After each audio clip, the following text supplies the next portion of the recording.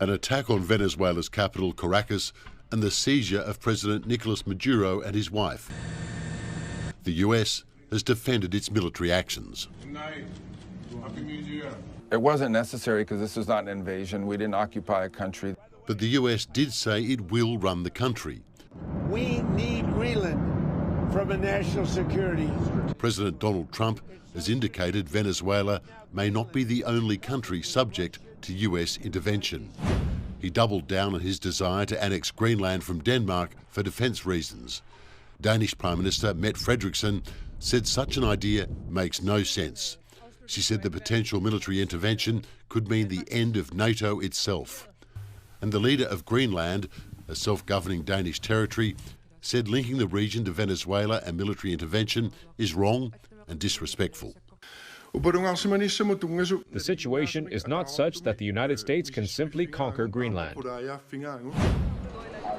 Besides Venezuela, Trump has also hinted at interventions in other neighbouring countries. Now, we have a very sick neighbor. It's not a neighbor, but it's close to a neighbor, and that's Venezuela. It's very sick.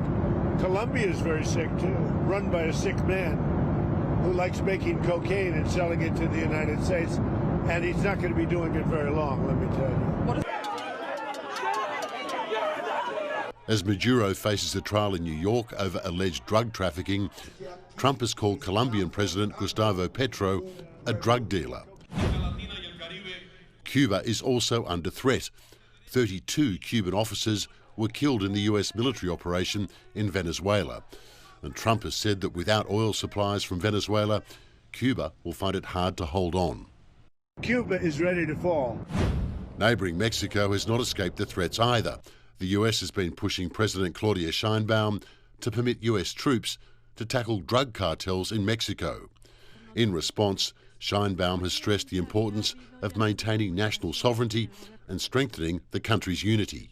The issue of insecurity and violence in Mexico stemming from organized crime will not be resolved through a military intervention. The missiles, yes. The nuclear, fast. In the Middle East, Washington is closely monitoring the recent protests in Iran, threatening to launch a severe crackdown. This came a week after his suggestion that the US would have no choice but to strike Iran if the country restores its nuclear programs. Iran said the US must not repeat its unlawful move.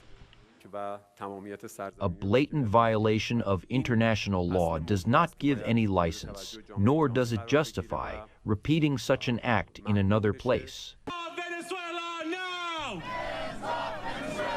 Trump's threats have undermined regional stability and security and have drawn criticism at home.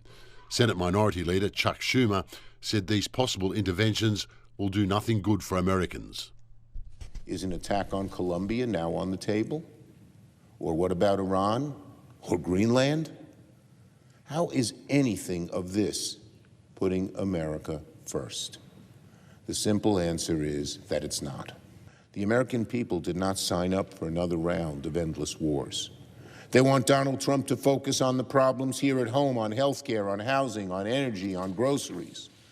As new legal questions are raised over the US military action in Venezuela, and Washington's respect for international law is called into question, many countries in the region are asking, will we be next?